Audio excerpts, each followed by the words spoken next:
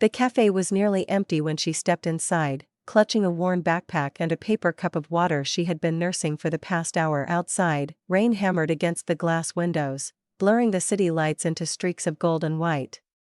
Most people hurried past without looking inside.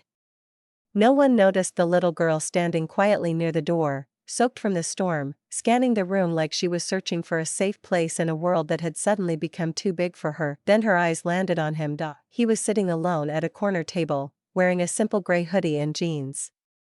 In front of him sat a laptop, a half-finished coffee, and a small toy dinosaur. The girl hesitated, her fingers tightened around the straps of her backpack as she slowly walked toward him. When she finally reached the table, her voice was barely louder than the rain outside. "Can I sit with you?" she whispered. The man looked up. For a moment, surprise crossed his face. He hadn't noticed her standing there. She looked about 8 years old. Her hair was tangled from the rain, her sneakers were soaked, and there was a tiredness in her eyes that children her age should never carry. But there was something else too: bravery, the kind of bravery that only shows up when someone has no other choice. The man gently closed his laptop. "Of course you can," he said softly. She slid into the chair across from him, placing her backpack carefully on the floor like it contained everything important in the world. "Thank you," she murmured. For a moment, they sat in silence. The man studied her quietly. He had spent years learning how to read people, how to understand what they needed before they said a word. It was a skill that had helped him build a billion-dollar company from nothing. But right now, none of that mattered. Right now, he was simply Daniel Carter. A single father, and the little toy dinosaur on the table belonged to the most important person in his life, his 5-year-old son, Leo. Daniel noticed the girl glancing at it. "You like dinosaurs?" he asked. She nodded slowly. "My little brother does," she said. Her voice cracked slightly when she mentioned him. Daniel leaned back slightly, sensing there was more to the story. "What's your name?" he asked gently. "Emily." "And where are your parents, Emily?" She stared at the table. "My mom's working, I think." Something about the way she said it made Daniel's chest tighten. "And your dad?" She shook her head. "I've never met him."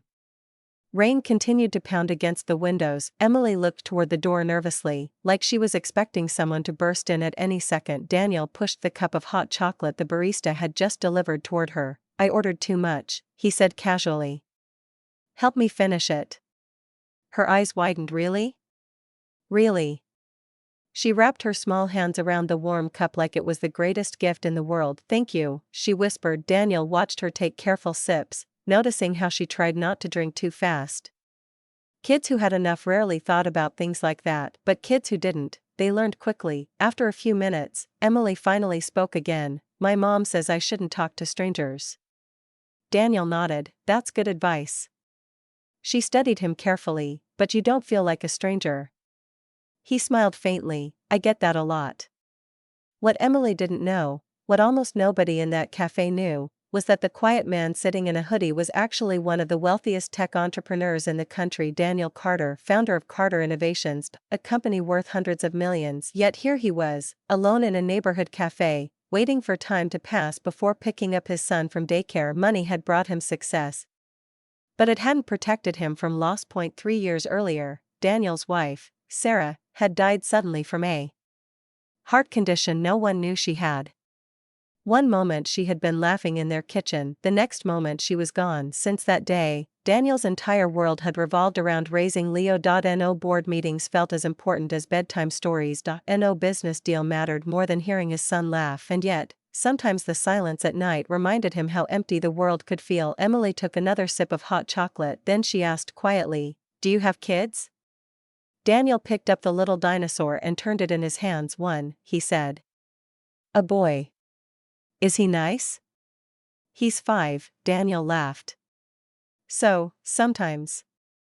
Emily smiled for the first time. For a moment, she looked like a normal kid again, but then the cafe door suddenly burst open. A woman rushed inside, soaked and breathless. Her eyes scanned the room frantically. "Emily." The girl froze. "Mom."